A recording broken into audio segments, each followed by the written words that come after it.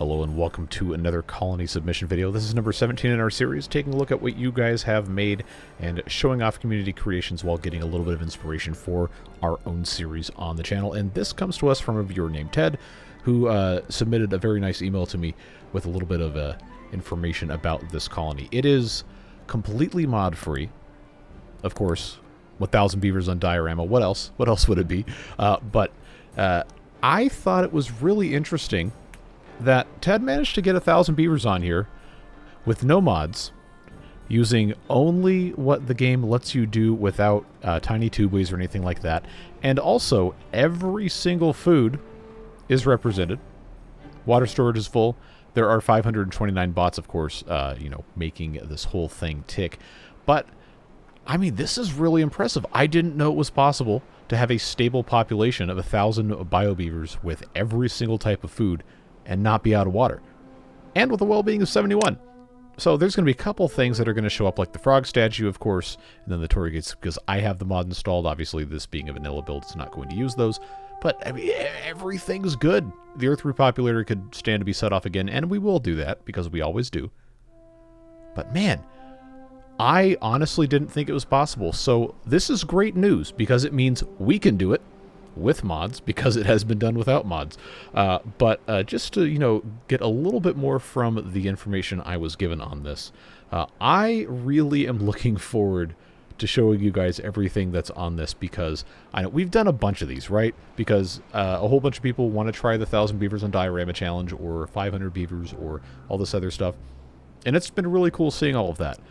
But every single one of these that gets submitted has a bunch of really cool, interesting, unique takes on the challenge, and this certainly is no difference. Now, I am getting, a healthy 20-ish FPS running this at single time speed. I'm going to pause just so I can move the camera around. But we take this all the way down to the very, very, very bottom layer. Layer 0. We've got 4 separate areas with the full-size tubeway stations, mind you, foresters, and some lumberjack flags, as well as right here in a similar area where we put our own thing, the dirt excavator. Now, seeing how this has been constructed makes me wish I would have thought of this first, but I didn't, and that's okay. But we got a whole lot of oak trees. We got some pines here in the corner, near where the bad water prevention stuff is. A couple of blueberry bushes, which I thought was kind of fun right here around here. And you're wondering, why are there blueberry bushes there? Well, we go up one level, and this is why, because we have the clearance here to plant those. Now, are they being harvested? No, it doesn't appear that they are, but it looks cool, and it gives us an idea of just how this playthrough has been organized in terms of actual physical structure. Go up one more level, and then you see that we've got our overhangs. Of course, everything's covered here. We do have a little bit left open for the foresters and for the vertical tubeways, which, again, I wish I would have thought of this myself, but I didn't, and that's fine, because everybody has different ideas. But it's really impressive how this has managed to have so many fewer pillars and so many more trees than my design. And, of course, this next level, we have a lot more blueberries. Got 2 corners, mostly full of them. This one does have some oaks in the actual corner. But again, right here, it's all clusterized. It's very nicely laid out, super convenient, super easy, and they actually do stack with the foresters here. So it's just really smart utilization of vertical space. You see the same stuff we've always talked about here on the previous layer and a lot of the other builds, but that's because it works. Nothing wrong with that. Go up one more level, and now we've got crops. We've got, obviously it's enough to support all the beavers, with the exception of the mangrove fruits, but there are mangrove fruits, and if we go over here to the well-being, the beavers are, in fact, eating them, and it's satiating almost all of them, so you get the full 1.0. Fine by me. If it works, it works. But everything is segmented very nicely here. Again, the same kind of pattern with your different layers here. This is 2 tall, 3 tall, 3 tall. Another one up here with additional crops and some empty space, which just goes to show you probably don't need all of the land that we've allocated to have a healthy support for the beavers, but plenty more blueberries here. Even more blueberries over here. You guessed it, blueberries, blueberries. But again, the quadrants with the different two-way stations. And then over here, of course, farmhouses. And over here we got a forester. Over here we've got more farmhouses, so on and so forth. We also on this level have the efficient mine, which actually that is a level below it, but it has stairs going up to this level, so that counted it with that. It just works. It's a dead simple, foolproof design, and again, I wish I would have thought of this way, but it's just neat to see how all this stuff comes together, and the cores here are just so well thought out. So here's our bad water diversion, by the way. This is where we have our regular source blocks all the way up here, but it comes down to this level, and it's separated by levees, so there's no risk of contamination. They just go harmlessly off the edge of the map, right here. You know how these work. We made a bunch of these things. Extreme gauge here, of course.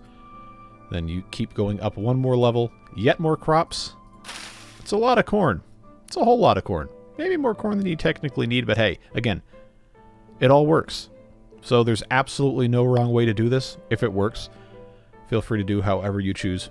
Again, 2 high layers here. Guess what? More stuff. We got canola. We've got coffee. We've got all sorts of different stuff in the exact same kind of layout, but it works, and it's all connected two-ways. We'll take a look at those in a minute. Next level, we have a whole bunch of campfires, even more canola. We've got kohlrabies, and again, the quadrants. It all just works out perfectly fine. Level above that, and this is what really, really surprised me, is the entire level full of mangrove trees. I didn't think it was going to be possible to do this with the amount of water that comes off of the map normally and support 1,000 beavers. So I am really impressed that this actually works, because I was expecting an entire level completely full of this minus, you know, what's dammed off to not be possible. But it was. And you'll recognize what this is in a second. We got motivatoriums, and they're not flooded, even though it's basically right at the precipice of that. Now, there is a little bit of water in here.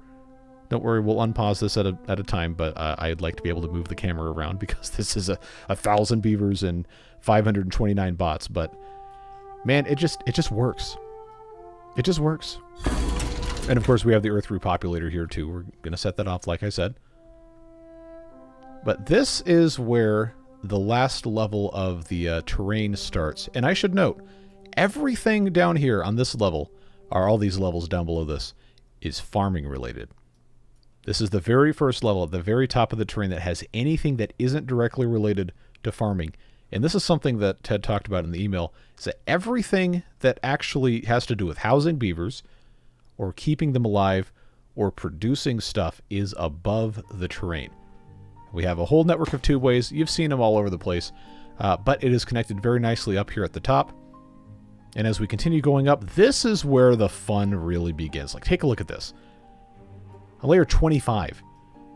All this housing, we've got all these water wheels, all this production, and all these engines. Now, because this playthrough does have bots, it's going to need a whole lot more power being produced. You can see right here, the map is consuming 27,585 HP. If they hadn't used bots, then this number would have been a fraction of this. But everything is balanced. Everything works. And it does chug the computer because, you know, there's 1,500-ish entities that are walking around all the time doing stuff. But it's all here. And there's control tower coverage of basically everything that needs to be covered. I'm just really impressed. We're going to come back to this in a minute, but continue going up here. Of course, we have all of these pumps. They are automated, or bots, or whatever you want to call it, because I guess automation's technically something else. But this many pumps, I was shocked. Check out the deep water pump category here. 144 deep water pumps. Where did they put all the water pumps? Well, there's a whole bunch here. You keep going up, and there's another layer. You keep going up, and there's another layer. These are all paused. And then you're at the top of the map. So, again, it's possible. I didn't think it was. I truly did not think it was, but this has proven that using the vanilla game, you can actually do this. So, huge congrats to Ted. Still plenty of more to look at here, but just, man, I am so impressed with this. So if we come all the way up to the very top, you do see we have 2 layers of housing here. They're all large row houses. These each have, 8 spaces for dwellings, and I'm pretty sure, I didn't look exhaustively, but I'm pretty sure that's all of the housing. We, of course, have breeding pods all the way up here at the top, but we have 131 large row houses, and that is the only other type of actual housing here. I am curious why, Ted, if you're watching this, feel free to leave a comment, but I'm curious why you didn't use advanced breeding pods so we could have all adult beavers. But that also could have been a function of not having enough bad water or not having the capacity to produce that much extract or not wanting to. Because this map is stuffed to the gills. This is like basically as high as you can get on the map. Pretty sure. Yeah. Nothing will fit here. Not 1, not 2, not 3, not 4 high. It is absolutely, completely, irrefutably full. Like people say, oh, don't move to insert city here. It's full. It's not full. You just don't have any density. This is completely full. It's nuts, man. I absolutely love it. But let's take a look at how we have all of the bad water coming out here. Remember that on this map, bad water source is down here on level, well, we'll call this level 9 because of how it comes out. Similar to what we did, we have a single block wide, goes all the way up through here, chasing it with a vertical tubeway. Again, smart way to do it. Comes all the way up here to the very top. I'll turn this back on so I can actually show you. But we built stuff like this before, but not really to this exact specification here. Because you have your water. If we turn this on single time speed, it's going to chug, but I have to show you how this water flows. Comes out this way, goes through this corner. Now, I would never have thought, I have to zoom out, of that noise is going to drive me insane, but I would never have thought that this would have worked just because of, how the flow goes, but it works. So you come in here, you go out here, you go under this bit. There isn't a sideways one here, but it goes down here, goes here, goes up to here, and then comes out this whole side, goes down here, and then you go down a level. So you come down to, let's see if I can figure out exactly where that went. Oh, okay, here it is. Here it is. It's separated by a dam. You go down this hole, and then you go this way. Same kind of deal we did before, except because of the, the way this is set up, I guess, flood strategic control stuff. All the way through here, all the way through here, all the way through here, all the way around, till you get to here, and then you go down again. Stop me if you heard this one before, but it works. Everything works. And it just flows harmlessly off the edge of the map, whatever excess you have, through this single dam, and that's it. So I guess it doesn't really go down a third time, but man, how did I not think of this? Well, I know why I didn't think of it, because this is cycle 181, and we're in cycle, what, 71, 72? There's a considerable amount of time has been spent on this. I believe this is normal mode and not hard mode.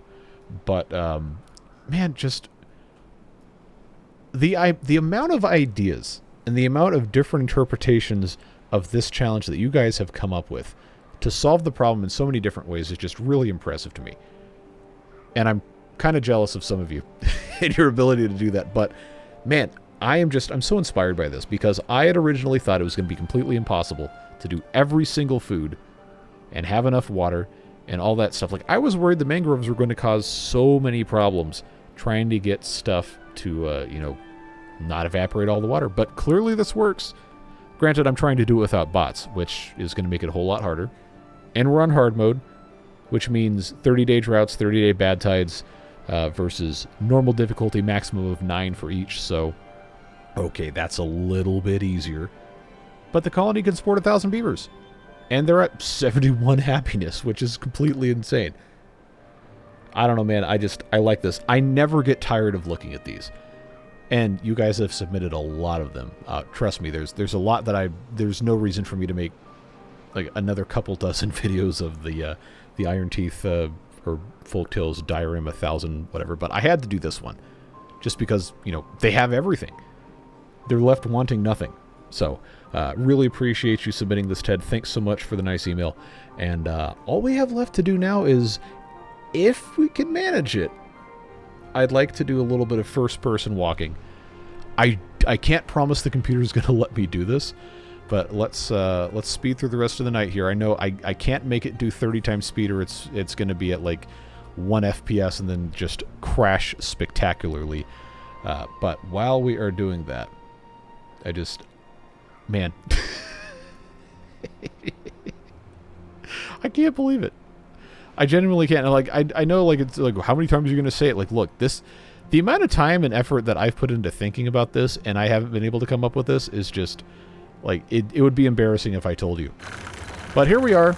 Apologies for the loudness, but the game actually seems to want to let me do this. Walk around in first-person mode. Now, this is really dense, so I'm not really sure how much we can actually show.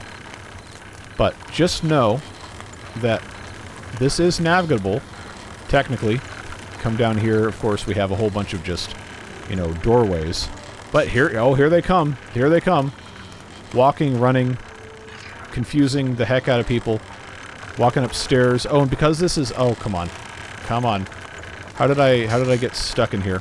I fell down in the hole. Alright, well, that was already way too much for me to be trying to deal with. But remember, this is vanilla, so it's only stairs. So we can walk through this. I want to keep trying this. Here we go. Now we can get a little bit of a better idea. We've got swimming pools. We've got, the indoctrination stations, motivatoriums, whatever you want to call them. It just works, man. It's all here. Granted, we can't ride the tubeways, but we can walk around all of this stuff and enjoy the same kind of views as the beavers. I just think it's really neat. So, one thing left to do, of course, after we, thank and acknowledge the beard boosters who make it possible to continue looking at all this stuff and not just, taking a whole bunch of sponsorships for stuff you guys are already sick and tired of seeing. I just want to have fun playing games, which includes, taking some time away from our major series and checking out your submissions. But those folks really do make it possible. I'm going to say it every single time. It truly is not possible without their support, making it things a little bit more stable for the channel in terms of the quote-unquote business side of YouTube that, is a whole lot less fun than just playing games and enjoying a positive and supportive community. But all that being said, let's go in, set off the Earth Repopulator. I'm going to pause the game. I'm going to click launch, and then we're going to take our position.